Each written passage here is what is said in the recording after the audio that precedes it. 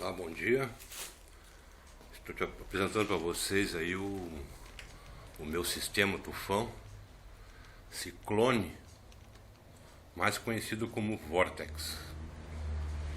Já está praticamente pronto. Apresentando para vocês aí o moleque, que vai fazer parte de meus projetos a partir de agora. E agora eu vou mostrar para vocês ele em funcionamento. Aqui eu tenho o balde de coleta,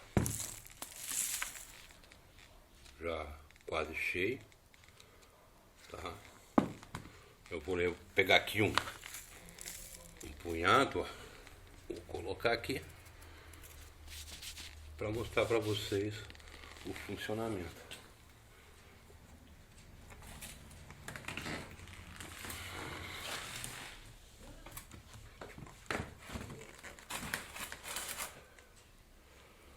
E vou ligar.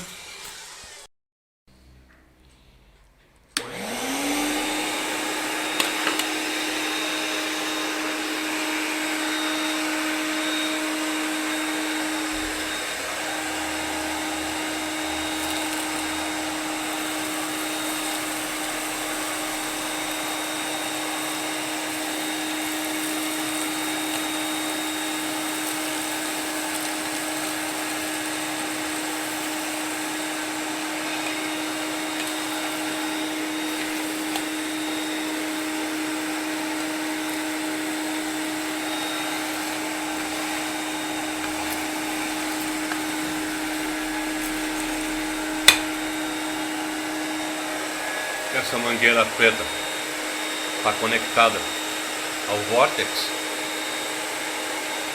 Tudo que é coletado vem para esse balde preto. Espero que vocês tenham gostado e entendido. Essa mangueira de cima, que é a do aspirador, ó. Essa aqui vai direto ali em cima do Vortex. E essa aqui é a de aspiração. Vou mostrar para vocês agora dentro do aspirador.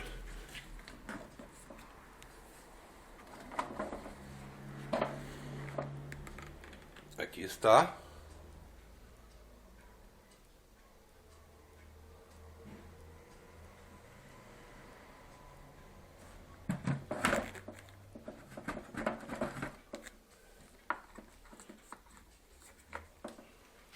E toda o pó, poeira, serragem, tudo vai nesse balde de coleta.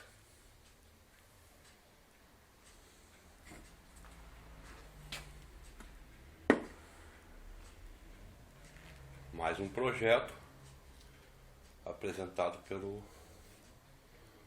nosso amigo moleque. Bom dia, abraço a todos.